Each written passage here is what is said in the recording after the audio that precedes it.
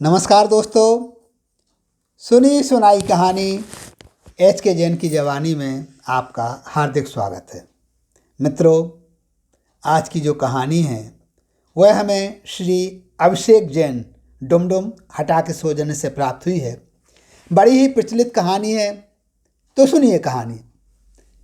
4 चोर होते हैं, चोरी करते हैं। वो बहुत सारा धन चोरी करके ले जाते हैं। जंगल में पहुंचते हैं, आराम करते हैं। सुबह हो जाती है।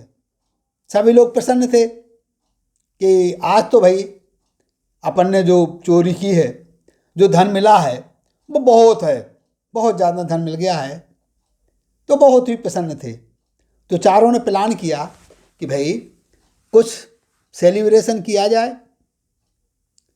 तो सेलिब्रेशन के लिए वो क्या करते हैं कि जो 2 चोर हैं वो बाजार जाते हैं और 2 चोर वहीं रुक जाते हैं। जो चोर बाजार जाते हैं वो बाजार जाकर के मिठाइयाँ खरीदते हैं। मिठाइयाँ खरीद करके जिस समय वो वापस आ रहे होते हैं तो उन दोनों चोरों के बीच में चर्चा होती है कि यार अपन जाएंगे तो ये जो धन अपन ने चोरी किया है वो 4 लोगों में बांटना पड़ेगा। यदि अपन उन दोनों को ख़त्म कर दें तो उसके 4 हिस्से की बजाय केवल 2 हिस्से करना पड़ेंगे। तो दूसरा ही बोलता है कि हाँ, बात तो सही है।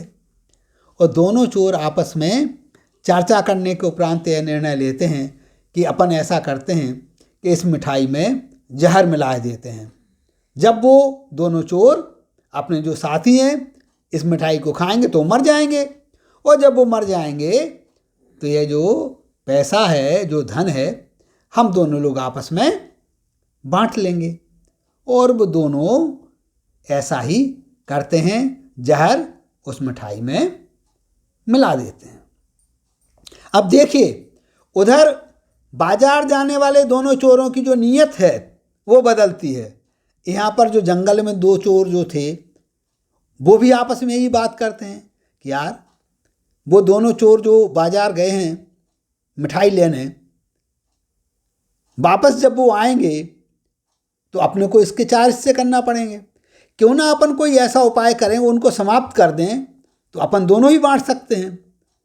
और ये दोनों चोर भी आपस में चर्चा करके निर्णय ले लेते हैं कि जैसे ही वो आएंगे हम उनको मार देंगे। दोनों चोर छिप करके बैठ जाते हैं, और जैसे ही बाजार जाने वाले चोर आते हैं तो जो छिपे हुए दोनों चोर हैं उन दोनों चोरों का वध कर देते हैं। उनका वध कर दिया। अब वे खुश हो रहे हैं कि भाई अब हमें 4 हिस्से नहीं करना है, अब तो केवल हमको 2 हिस्से ही करना पड़ेंगे। आपस में हम आधा आधा बांट लेंगे। वो कहते ठीक है अपन बांटेंगे, लेकिन पहले थोड़ा खा पी लें आराम से। तो जो मिठाई लेकर के आए थे चोर, ये दोनों खाने बैठ जाते हैं, आराम से मिठाई खाते हैं।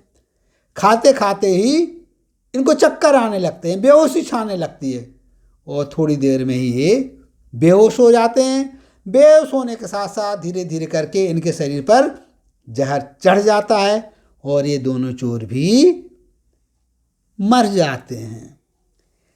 पहली बात तो इन्होंने शुरू से ही गलत किया, चोरी की। चोरी करने के बाद 4 लोगों ने एक साथ मिलकर के योजना बनाई। लालच पैदा हो गया कि भाई जो विभाजन है 4 में नहीं करके 2 में करना पड़े। लेकिन लालच का जो परिणाम है क्या हुआ, चारों के चारों इस दुनिया को छोड़ करके चले गए। कई बार इस प्रकार के उदाहरण देखने को मिलते हैं। वर्तमान समय में भी ऐसे उदाहरण देखने को मिलते हैं कि हम ज़्यादा लालच के चक्कर में अपना बहुत बड़ा नुकसान कर बैठते हैं। आत्मसंतुष्टि एक बहुत बड़ी चीज़ है। आत्मसंतुष्टि का मतलब ये नहीं है कि हम प्रगति के पथ पर आगे ना बढ़ें। आत्मसंतुष्टि का मतलब एक यह है कि हम आगे बढ़ने के प्रयास करते रहें, लेकिन हम लालच के चक्कर में नहीं फंसें। तो मित्रों, लालच की दुनिया से अपने आप को रखिए दूर, प्रसन्नता की दुनिया में, ईमानदारी की दुनिया में आगे बढ़ते हुए प्रगति के पथ पर आप आगे बढ़ें। नमस्कार, जय हिंद, जय भारत।